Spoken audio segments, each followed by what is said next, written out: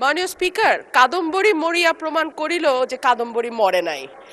আমাদের তেলের দাম শেষমেশ বৃদ্ধি হইল মাননীয় স্পিকার, কিন্তু তার আগে আমরা দেখলাম কয়েক কিলোমিটার জুড়ে লম্বা লাইন। আমরা দেখলাম মাঝরাত পর্যন্ত ড্রাইভাররা দাঁড়িয়ে আছে, তারা তেল পাচ্ছে না, কিন্তু সরকারের সেই ব্যাপারে কোনো হেলদোল নাই।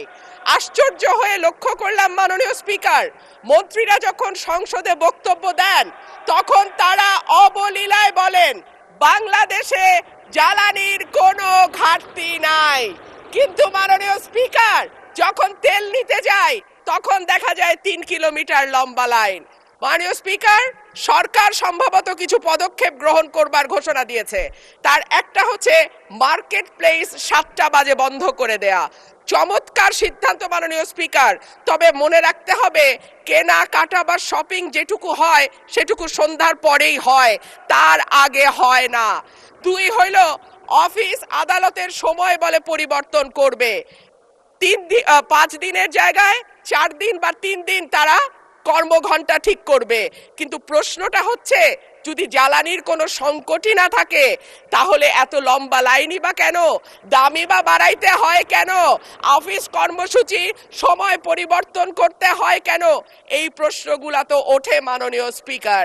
মাননীয় স্পিকার, আপনার মাধ্যমে এই সংসদের কাছে আমি জানতে চাই, জ্বালানি মন্ত্রীরা যখন গণমাধ্যমে কথা বলেন তখন মনে হয় বাংলাদেশে আল্লাহর রহমতে কোনো সংকট নাই।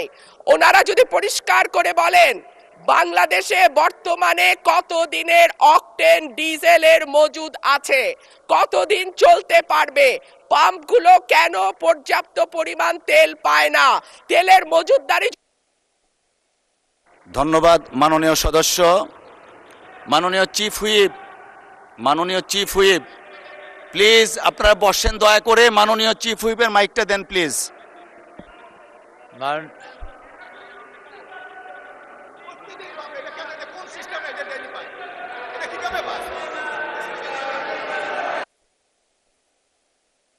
মাননীয় সদস্যবৃন্দ,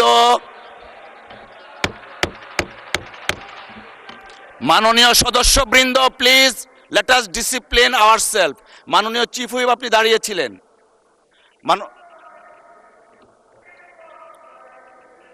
মাননীয় বিরোধী দলীয় নেতা। দৈনিক আজকের বাংলা .net